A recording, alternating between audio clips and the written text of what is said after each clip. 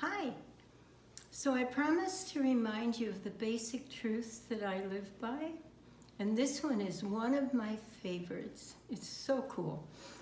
Um, when we had our usually 17 children in our house, sometimes a lot more, um, we wrote signs on the wall.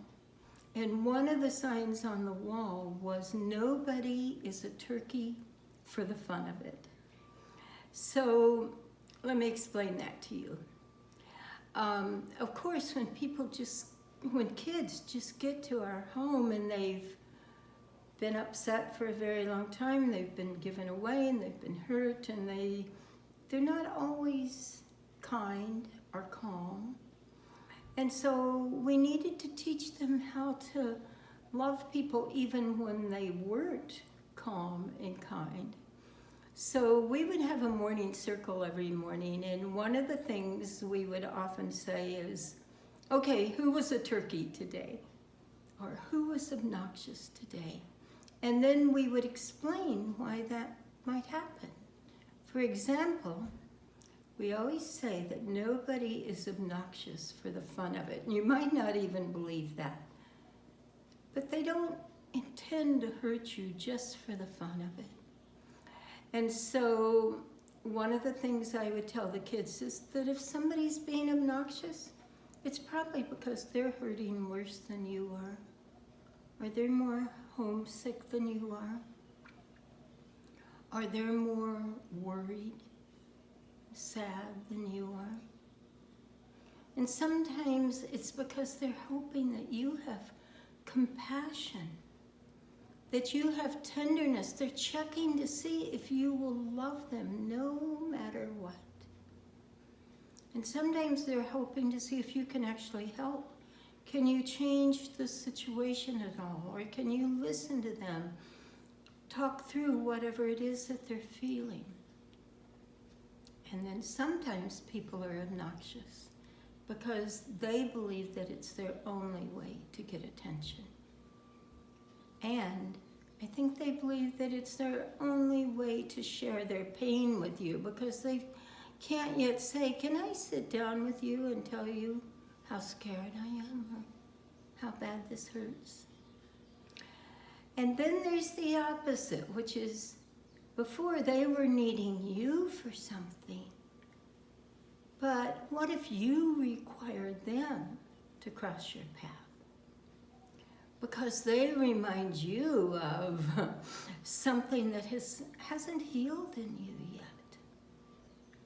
The more they irritate you, I know you don't want to hear this, but the more they irritate you, the more you need their gift, because otherwise, if they were obnoxious, you would just have this sweet compassion.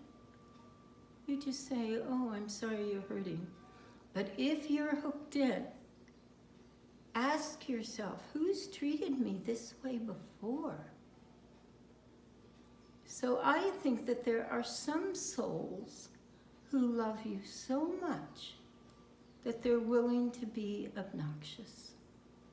So this reminds me of one of my favorite books, and I really hope it's okay to tell you about it.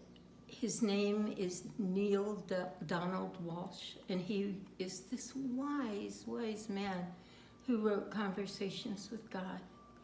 But he also wrote a children's book, and it was called The Little Soul and the Sun.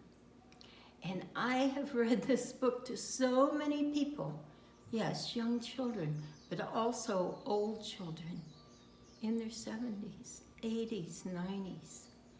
I cannot recommend this story enough. So I'm not having read it for many years.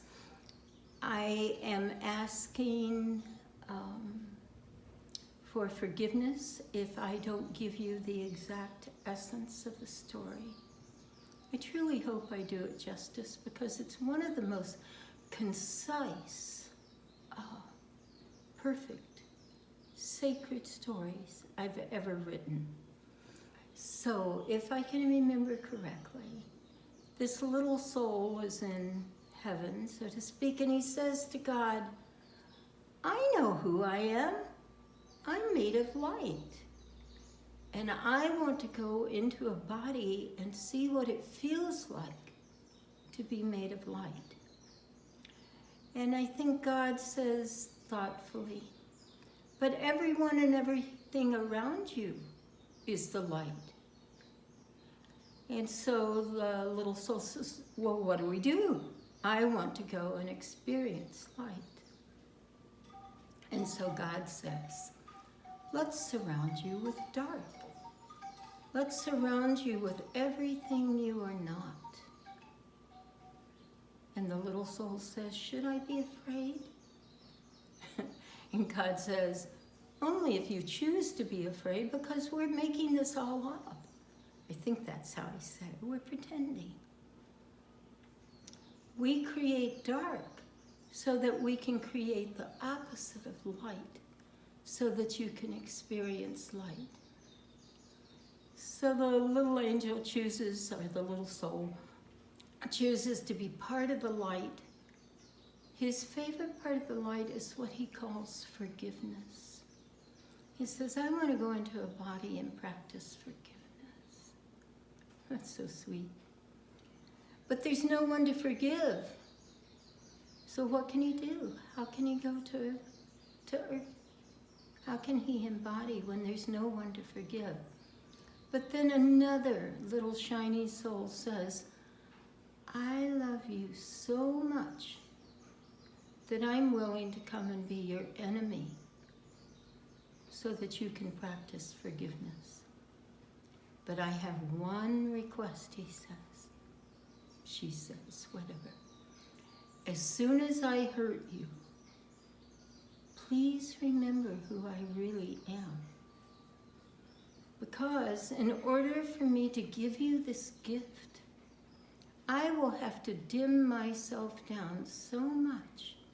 And I might even forget the shining soul that I am.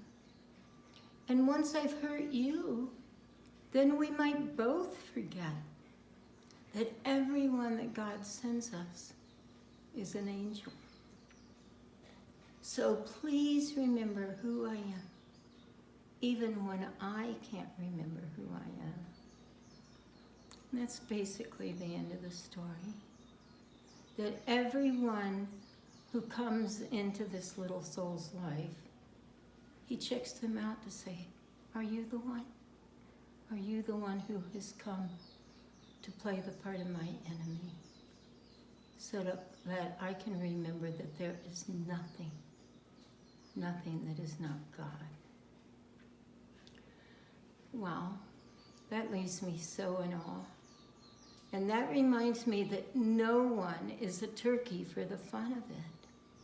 You know, I often think about some of the birth parents who have hurt my kids. And I could be really resentful if I wanted to. But instead, I think, oh, my child is such an old soul that he or she was willing to go through whatever experience in order to remember that everyone and every experience in our life is sent by God. Everyone's an angel. And so part of my job description is to remind you that absolutely no one is a turkey for the fun of it. It takes courage on their part. It takes up a lot of their energy. But no one is a turkey for the fun of it, even you. So have fun remembering that you are the angels sent by God.